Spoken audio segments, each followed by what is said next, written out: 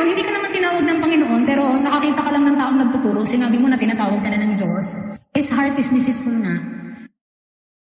Kaya nga, ito na, puso talaga to. Kaya nga sinasabi ng Panginoon, kung sinong ibibigay ang puso sa akin, malalaman nyo.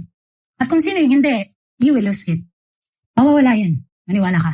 Kaya akala ng mga tao kasi pag ibinigay nila yung buhay nila sa Panginoon, ay basta sila magsisimba. Akala, ito na kasi yun guys. Sa totoo lang ha. Akala kasi nila, ipinangako nga ng Panginoong Hesus yung Spirit. Okay? Ipinangako ng Panginoon yung Spirit, yung Holy Spirit. Why? Kasi ito nga yung Spirit ng Panginoon na para magbago sa puso at isipan ng mga tao kung ikaw ay willing ibigay. Kasi hindi mo maririnig yung boses ng Spirit kung yung puso mo ay ayaw makinig sa salita ng Panginoon. Diba? Ang masakit kasi dito, ang laganap talaga ang false teaching, guys. Maniwala kayo. Yung alam mo yon, hindi ka naman tinawag ng Panginoon, pero nakakita ka lang ng taong nagtuturo, sinabi mo na tinatawag ka na ng Diyos. His heart is deceitful na. Yung ganun, yung akala mo, sasabihin mo, ito pa ang masama, mag-aaral ng pagpapastor. Guys, grabe, 3 to 6 months lang daw yung pagpapastor. Maniwala kayo, walang ibang makakapagbigay ng wisdom sa atin, kundi Spirit po, Spirit. Mga theology, mga eschatology, yan ay foolish wisdom sa Panginoon. Kita mo sila, hindi nila alam, deceive sila.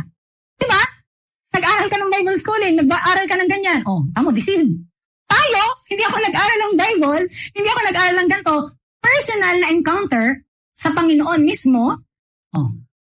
Diba? Perfect wisdom. Ikaw nag-aral kang eschatology, nag-aral ka ng theology, Bible, deceive. Tama, tingnan mo ito, deceive. Walang ibang magtuturo sa atin, Spirit lang ng Diyos. Sinabi yan ng Panginoon sa James chapter 1. Is any one of you has a lack of wisdom? They can ask God. They can ask God to give you wisdom. But if you pray to God, dapat pag humiling ka sa Diyos, hindi ka isang tao na parang pag nagdasal, negative, positive. Diba? Tama. Proud ka ba na ikaw ay nag-aral lang ganito, nag-aral lang. Ay, foolishness nga ang pag-iisip at wisdom ng maniwala kayo, ha? This is the Spirit of the Lord lang talaga, guys. Kaya alam mo yun, wala guys, ang puso ng tao matigas talaga.